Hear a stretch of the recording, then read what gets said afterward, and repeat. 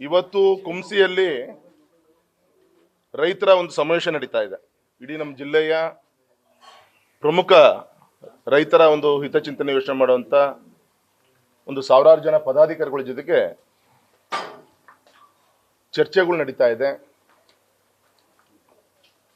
ಇವತ್ತು ರೈತರಿಗೋಸ್ಕರ ಸನ್ಮಾನಿಸಿದ ಯಡಿಯೂರಪ್ಪನವರ ಒಬ್ಬ ರೈತ ನಾಯಕನ ನೇತೃತ್ವದಲ್ಲಿ, ಮೋದಿಜಿ ಅವರೊಂದು ನೇತೃತ್ವದಲ್ಲಿ ನೂರಾರು ಯೋಜನೆಗಳನ್ನ ಮುಟ್ಟುವಂತ ಕೆಲಸ ಆಗಿದೆ.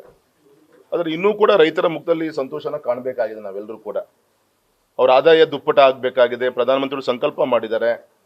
ಹಾಗೆ ಈ ದೃಷ್ಟಿಯಿಂದ ಆ ಚರ್ಚೆಗಳ ಮುಖಾಂತರ ಚುನಾವಣೆ ನಂತರ ಪಾರ್ಲಿಮೆಂಟ್ ಅಲ್ಲಿ ರೈತರ ಪರವಾಗಿ ಇನ್ನು ಯಾವ್ಯಾವ ವಿಚಾರದಲ್ಲಿ ನಾವು ಶಕ್ತಿಯನ್ನು ತುಂಬಬಹುದು, ಆ ದಿಕ್ಕಲ್ಲಿ ಒಂದು ವಿಮರ್ಶೆಗಳನ್ನ ಚರ್ಚೆಗಳನ್ನ ಇವತ್ತು ಇಟ್ಕೊಂಡಿದ್ದೀವಿ ಕುಂಸಿಯಲ್ಲಿ.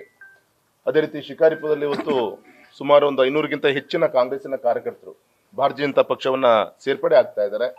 ದೊಡ್ಡ ಒಂದು ಯುವ ಮೋರ್ಚಾ ಸಮಾವೇಶ ಕೂಡ ಇವತ್ತು ನಡೀತಾ ಇದೆ.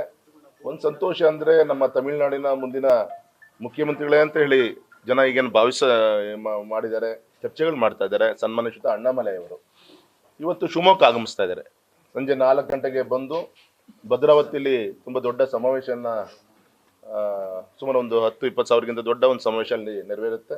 ಅದಾದ್ಮೇಲೆ ರಾತ್ರಿ 8 ಗಂಟೆಗೆ ಶಿವಮೊಗ್ಗ ನಗರದಲ್ಲಿ ಮಿಲ್ಗಟ್ಟದಲ್ಲಿ ಇಲ್ಲೊಂದು ಸುಮಾರು ಒಂದು 5-6 ಸಾವಿರ ಜನರ ಒಂದು ಸಮಾವೇಶವನ್ನ ಈಗಾಗಲೇ ಏರ್ಪಡಿಸುವಂತ ಕಾರ್ಯಕ್ರಮ. ಅಂದ್ರೆ ಈ ರೀತಿ ದಿನ ಫೈನ್ ಟ್ಯೂನಿಂಗ್ ಅಂದ್ರೆ ದಟ್ ಮೀನ್ಸ್ ಕಟ್ಟ ಕಡೆಯ ವ್ಯಕ್ತಿಯು ಕೂಡ ನಮ್ಮ ಮೋದಿಜಿಯವರ ಸಂಕಲ್ಪ ಅವ್ರಿಗೆ ಮುಟ್ಟಿಸ್ಬೇಕು.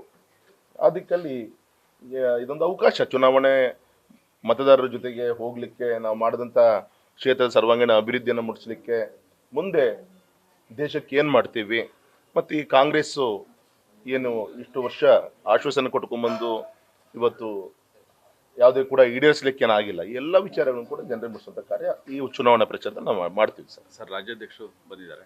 ಎಸ್ ಸರ್, ಯಾವ ಥರ ನಡೀತಾ ಇದೆ? ಸಹಜವಾಗಿ ಶಿಕಾರಿಪುರದ ಶಾಸಕರಾಗಿ ಇವತ್ತಿನ ಯುವ ಮೋರ್ಚಾ ಸಮಾವೇಶದಲ್ಲೂ ಪಾಲ್ಗೊಳ್ತಾ ಇದ್ದಾರೆ. ಕುಂಸಿಯಲ್ಲಿ ನಮ್ಮ ರೈತ ಸಮಾವೇಶದಲ್ಲೂ ಕೂಡ ಇವತ್ತು ಸಮಾವೇಶದ ನಮ್ಮ ರಾಜ್ಯಾಧ್ಯಕ್ಷರು ಬರ್ತಾ ಇದ್ದಾರೆ. ಸಂಜೆ ಶಿಕಾರಿಪುರದಲ್ಲಿ ತೊಗರ್ಸಿ ಮಹಾಶಕ್ತಿ ಕೇಂದ್ರ ಅಲ್ಲೊಂದು 5-6 ಸಾವಿರ ಜನರ ಒಂದು ಬೃಹತ್ ಸಮಾವೇಶ ಕೂಡ ಇದೆ. ಅಲ್ಲಿಗೆ ಗೌರವಿತ ಯಡಿಯೂರಪ್ಪ ಸಾಹೇಬರು ಇವತ್ತು ರಾಯಚೂರು ಆ ಕಡೆ ಭಾಗದಲ್ಲಿ ಕಾರ್ಯಕ್ರಮವನ್ನು ಮುಗಿಸ್ಕೊಂಡು ಮಧ್ಯಾಹ್ನ 3-4 ಗಂಟೆಗೆ ಲ್ಯಾಂಡಿಂಗ್ ಆಗುತ್ತಾರೆ ಶಿಕಾರಿಪುರದಲ್ಲಿ. ಆ ಸಮಾವೇಶದಲ್ಲಿ ಸನ್ಮಾನಿತ ಯಡಿಯೂರಪ್ಪ ಸಾಹೇಬರು ಆ ಒಂದು ಕಾರ್ಯಕ್ರಮವನ್ನು ಅಟೆಂಡ್ ಮಾಡ್ತಾ ಇದ್ದಾರೆ. ವಿಶೇಷವಾಗಿ ಕಾಂಗ್ರೆಸ್ಸಿಗೆ ಭವಿಷ್ಯ ಇಲ್ಲ ಅಂತೇಳಿ ಅನೇಕ ನಾಯಕರುಗಳು ಭಾರತೀಯ ಜನತಾ ಪಕ್ಷ ಕಡೆಗೆ ಮುಖ ಮಾಡ್ತಿರೋದು ನಾವು ಗಮನಿಸ್ತಾ ಇದ್ದೀವಿ ಕ್ಷೇತ್ರದಲ್ಲಿ. ನಿನ್ನೆ ಗೌರವಿತ ಹೊಸನಗರದ ಉಮೇಶ್, ಜೀವನ ಪೂರ್ತಿ ಕಾಂಗ್ರೆಸ್ ಅನ್ನ ಕಟ್ಟದಂತ ಒಬ್ಬ ಹಾಲ್ಗದ್ದೆ ಉಮೇಶ್ ರವರು, ಒಬ್ಬ ಒಕ್ಕಲಿಗ ಸಮಾಜದ ಮುಖಂಡರು, ಅವ್ರು ನಿನ್ನೆ ಯಡಿಯೂರಪ್ಪನವರ ಒಂದು ನೇತೃತ್ವ ನಿನ್ನೆ ಪಕ್ಷಕ್ಕೆ ಸೇರ್ಪಡೆಗೊಂಡ್ರು. ಮೊನ್ನೆ ರಾತ್ರಿ ನಿಟ್ಟೂರಿನಲ್ಲಿ 10-10ವರೆಗೆ ಗ್ರಾಮ ಪಂಚಾಯತಿ ಎಲ್ಲ ಸದಸ್ಯರು ನಮ್ಮ ಮುಸ್ಲಿಂ ಬಾಂಧವರಿಂದ ಹಿಡಿದು ಎಲ್ಲರೂ ಕೂಡ ಭಾರತೀಯ ಜನತಾ ಪಕ್ಷವನ್ನ ಸೇರ್ಪಡೆ ಆದರು. ಅಂದ್ರೆ ಈ ರೀತಿ ಅಂತ ಒಂದು ಒಳ್ಳೆ ರೀತಿಯಂತ ಒಂದು ವಾತಾವರಣ ಇಡೀ ಕ್ಷೇತ್ರ ನಾವು ಇವತ್ತು ನೋಡ್ತಾ ಇದ್ದೀವಿ.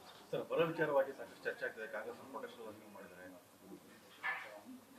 ಆರೋಪ ಮಾಡೋಕೆ ಸರ್, ಮತ್ತೆ ಜಾಹೀರಾತು ಮೂಲಕ ಮುಂದುವರೆದಿದೆ ಸರ್ ಅಂತ ಎಸ್ ಸರ್, ಈಗ ಅವ್ರ ಕೆಲಸ ಅವ್ರು ಮಾಡಲಿ. ಅವರು ಜನರಿಗೆ ಮೋದಿಜಿಯವ್ರ ಬಗ್ಗೆ ವಿಶ್ವಾಸ ಇದೆ. ಭಾರತೀಯ ಜನತಾ ಪಕ್ಷದ ಜಾಹೀರಾತನ್ನು ಕೂಡ ತಾವೆಲ್ಲರೂ ಕೂಡ ಗಮನಿಸ್ತಾ ಇದ್ದೀರಿ ಅಂತ ಅನ್ಕೊಂಡಿದ್ದೀವಿ. ಕೇಂದ್ರದಿಂದ ರಾಜ್ಯಕ್ಕೆ ಎಷ್ಟು ಕೋಟಿ ಕೊಟ್ಟಿದ್ದೀವಿ, ಇನ್ನು ಮನಮೋಹನ್ ಸಿಂಗ್ ಸರ್ಕಾರ ಇದ್ದಾಗ ಎಷ್ಟು ಕೊಟ್ಟಿದ್ದು, ನಮ್ಮ ಸರ್ಕಾರ ಇದ್ದಾಗ ಏನು ಕೊಟ್ಟಿದ್ವಿ, ಇದೆಲ್ಲದೂ ಕೂಡ ತಿಳಿಸುವಂಥ ಪ್ರಯತ್ನ ಆಗಿದೆ. ಈ ನಾಡಿನ ಜನರಿಗೆ, ದೇಶ ಜನರಿಗೆ ಮೋದಿಜಿಯವರು ಅಕ್ಷಯ ಪಾತ್ರೆಯಾಗಿ ಏನೇನು ನಮ್ಮ ಕ್ಷೇತ್ರಕ್ಕೆ ಕೊಟ್ಟಿದ್ದಾರೆ, ದೇಶಕ್ಕೆ ಏನು ಕೊಟ್ಟಿದ್ದಾರೆ, ಇದೆಲ್ಲದೂ ಕೂಡ ತಿಳಿಸುವಂಥ ಪ್ರಯತ್ನ ಇದೆ. ನಮ್ಮ ಪತ್ರಿಕಾ ಮಾಧ್ಯಮದ ಮುಖಾಂತರ ತಿಳಿಸುವಂಥ ಪ್ರಯತ್ನ ಕೂಡ ನಾವು ಕೂಡ ಮಾಡ್ತಾ ಇದ್ದೀವಿ ಸರ್. ಈಗ ಆಲ್ರೆಡಿ ಅಡ್ವಾನ್ಸು 900 crores ಜಮಾ ಆಗಲ್ಲ, 3 months ಆಯ್ತು. ಇನ್ನು ಯಾಕೆ ಅದೇ ದುಡ್ಡಲ್ಲೇ ನಾವು ಈಗ 2,000 ರೂಪಾಯಿ ರೈತರಿಗೆ ಕೊಟ್ಟಿರ್ತಿದ್ರು. ನಮ್ಮವರು ನಮ್ಮ ಕೇಂದ್ರದಿಂದ ಬಂದಂಥ ದುಡ್ಡಲ್ಲೇ ಅವ್ರು ಕೊಟ್ಟಿರೋದು. ಅವ್ರು ನಿಜವಲ್ಲೂ ರೈತರ ಬಗ್ಗೆ ಕಳಕಳಿ ಇದ್ದಿದ್ರೆ ಇವತ್ತು ಹೈನುಗಾರಿಕೆ ಮಾಡುವಂಥ ರೈತರು ಸುಮಾರು 27 ಲಕ್ಷ ನಮ್ಮ ರೈತರೇನಿದ್ದಾರೆ ಅವರ ಅಕೌಂಟಿಗೆ ಅವ್ರು ಹಾಕ್ಬೇಕಂತ 680 ಕೋಟಿ ಇವತ್ತಿನವರು ಕೂಡ ಯಾಕೆ ಹಾಕಿಲ್ಲ ಇನ್ನೂ ಕೂಡ. ಅಂದರೆ ಈ ರೀತಿ ಇದೆಲ್ಲದೂ ಸ್ಪಷ್ಟವಾಗಿ ಕ್ಷೇತ್ರದ ಜನರಿಗೆ ತಿಳಿಸುವಂಥ ಕಾರ್ಯ ನಮ್ಮ ಕಾರ್ಯಕರ್ತರು ಕೂಡ ಮಾಡ್ತಾ ಇದ್ದಾರೆ ಸರ್. ನ್ಯೂಸ್ ಫಸ್ಟ್ ನಿರ್ಭೀತಿಯಿಂದ ನಿಮ್ಮ ಪರವಾಗಿ.